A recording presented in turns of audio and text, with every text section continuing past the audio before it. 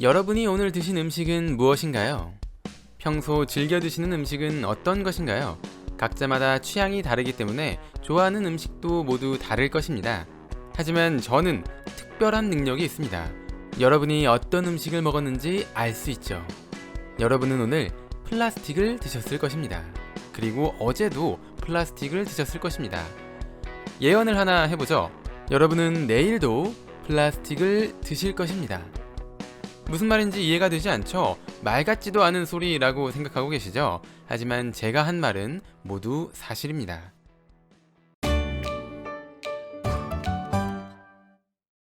석유로부터 추출되는 원료를 결합해 만든 고분자 화합물, 나무에 비해 덜 부러지고 유리에 비해 덜 깨지고 강철에 비해 덜 무겁고 단단하지만 부드럽고 유연하며 전기를 차단하는 성질도 뛰어나고 염산, 황산, 질산에도 녹지 않아 화학물질을 보관하기에도 안성맞춤이면서 저렴하기까지 한 플라스틱. 플라스틱 발견 이후로 인류는 또 한 번 발전했다고 말해도 과언이 아닐 정도입니다.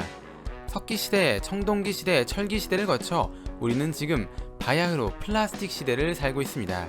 플라스틱이라는 말은 그리스어 플라스티코스에서 유래했는데 플라스티코스는 원하는 모양으로 가공할 수 있다는 뜻을 가지고 있습니다. 즉 플라스틱이라는 것은 이런 대단한 특징을 가지고 있으면서도 가공도 쉬운 엄청난 물질이라고 말할 수 있습니다.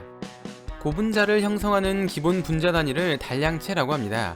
단량체의 탄소 원자들은 이중결합으로 연결되어 있지만 이중결합을 깨고 다른 탄소 원자와 결합해 폴리머 분자를 만들어낼 수 있습니다.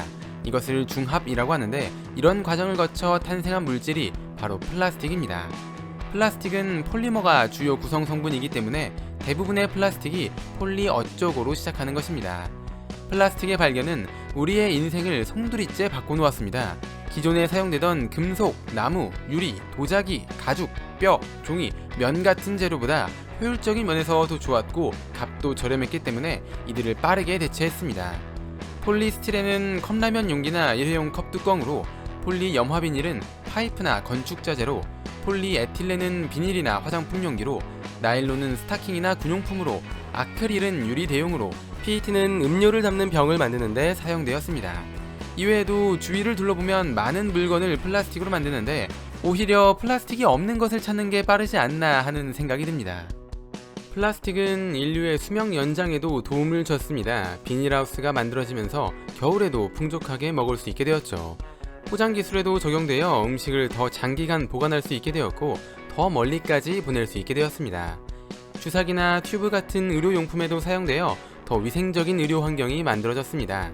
영화 필름, 카세트 테이프, CD에도 사용돼 우리의 문화생활도 한층 더 올라갈 수 있게 되었습니다. 이렇게 우리의 삶에 도움을 줬던 플라스틱이 이제는 서서히 우리를 죽이고 있습니다. 플라스틱의 가장 큰 장점, 값이 저렴하다, 가공이 쉽다. 이것 때문에 우리는 플라스틱을 쉽게 버리고 그것을 다시 만듭니다. 버려진 플라스틱은 어떻게 될까요? 플라스틱은 썩지 않습니다. 햇빛이나 바람, 파도에 의해 작게 분해됩니다. EU 집행위원회 부위원장 프란스 팀머만스는 일회용 플라스틱은 생산하는데 5초, 쓰는데 5분, 분해되는데 500년이 걸린다는 말을 하기도 했는데 인류가 플라스틱을 만들기 시작한 지 약 150년 정도 되었으니 그때 만들어진 첫 플라스틱 물건이 아직도 지구 어딘가에 묻혀 있을 것입니다. 환경부에 따르면 매년 재활용되는 플라스틱은 60% 정도, 태워지는 플라스틱은 25% 정도 된다고 합니다. 그런데 우리나라는 재활용 선별장으로 들어가는 양으로 통계를 내기 때문에 실제 재활용되는 플라스틱은 60%가 아닌 30% 정도로 추정하고 있습니다. 이렇게 제대로 처리되는 플라스틱 이외에 불법 투기된 플라스틱, 해변가에 그냥 두고 온 쓰레기들, 어업 활동 중 발생한 폐기물들은 바다로 가게 됩니다. 그린피스의 조사에 따르면 매년 1200만 톤의 플라스틱이 바다로 유입된다고 합니다. 또 세계경제포럼의 조사에 따르면 플라스틱 문제가 해결되지 않으면 2050년에는 바다에 사는 물고기의 무게보다 바다에 버려지는 플라스틱이 더 무거워질 것이라는 분석도 있습니다. 우리는 이것이 플라스틱 쓰레기라는 것을 알 수 있지만 동물들은 구분하지 못합니다. 2009년 크리스 조던이 촬영한 알바트로스의 사체를 보면 뱃속에 플라스틱 쓰레기가 가득합니다. 콧구멍에 빨대가 막힌 거북이나 플라스틱을 잔뜩 먹고 죽은 고래는 말할 것도 없습니다. 플라스틱 제품을 만들거나 태울 때 발생하는 온실가스에 의해 기후위기가 발생하고 있는 것도 빼놓을 순 없죠. 이렇게 커다란 플라스틱 쓰레기도 문제가 되지만 햇빛, 바람, 파도 등에 의해 분해되며 생기는 5mm 이하의 작은 플라스틱도 문제가 됩니다.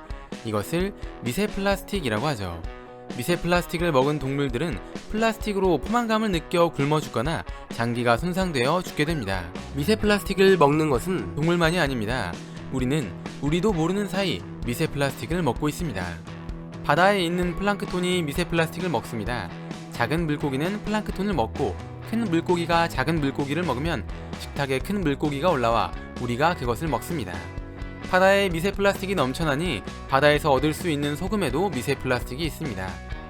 세계 자연기금의 연구 결과에 따르면 이런 식으로 먹는 미세 플라스틱을 합치면 일주일에 신용카드 한 장 정도 된다고 합니다. 물론 미세 플라스틱이 우리에게 유해한가에 대해서는 보다 더 많은 연구가 필요하긴 합니다. 하지만 조금씩 해양 생태계를 파괴하고 있는 것은 분명합니다. 그래서 미세 플라스틱이 바다로 들어가는 것을 막기 위한 변화가 필요합니다. 그렇다면 우리는 플라스틱 사용을 멈춰야 할까요? 안타깝게도 플라스틱은 이미 우리의 생활 깊숙이 자리 잡고 있기 때문에 대체제가 나오기 전까진 플라스틱 사용을 멈출 수 없습니다. 그렇다면 결국 어떻게 만들고 어떻게 사용하고 어떻게 버릴 것인가를 생각해야 합니다.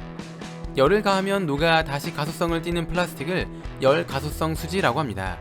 폴리스티렌, 폴리에틸렌, 폴리염화비닐 같은 플라스틱이 열 가소성 수지인데 이것들은 모두 재활용이 가능합니다. 하지만 제작하는 과정에서 화학물질을 첨가하기 때문에 재활용을 하지 못하는 경우가 발생하기도 하죠. 애초부터 만들 때 재활용을 고려하지 않았다는 것입니다. 플라스틱을 수거해 재활용하는 것보다 새로운 플라스틱을 만드는 것이 훨씬 저렴하기 때문이죠. 처음부터 분리배출이 쉽도록 제작하는 것도 중요합니다. 최근 들어 생수병의 라벨을 없애고 있는데 아주 긍정적인 변화라고 볼 수 있습니다. 2022년 6월부터는 일회용 컵 보증금제가 다시 실시된다고 합니다. 카페에서 일회용 컵에 담긴 음료를 사면 살 때 컵에 대한 보증금을 내고 다시 컵을 반납하면 보증금을 돌려주는 제도입니다.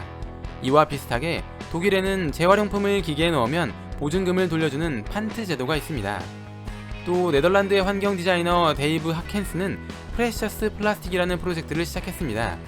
그는 버려지는 플라스틱을 이용해 새로운 제품을 만들 수 있는 장치를 만들고 누구라도 장치를 만들 수 있도록 설계도를 온라인에 공개하기도 했습니다. 지구 환경은 서로 영향을 주고받으며 점점 더 악화되고 있습니다. 그럼 우리는 무엇을 해야 할까요? 먼저 불필요한 플라스틱의 생산과 사용을 줄이고 다회용기 사용 문화가 사회에 정착될 수 있는 노력을 기울여야 합니다. 그리고 분리배출을 올바르게 하여 보다 많은 플라스틱이 재활용될 수 있도록 해야 합니다. 우리의 삶을 발전시켜준 플라스틱이 우리를 죽이지 않도록 모두가 노력해야 할 때입니다.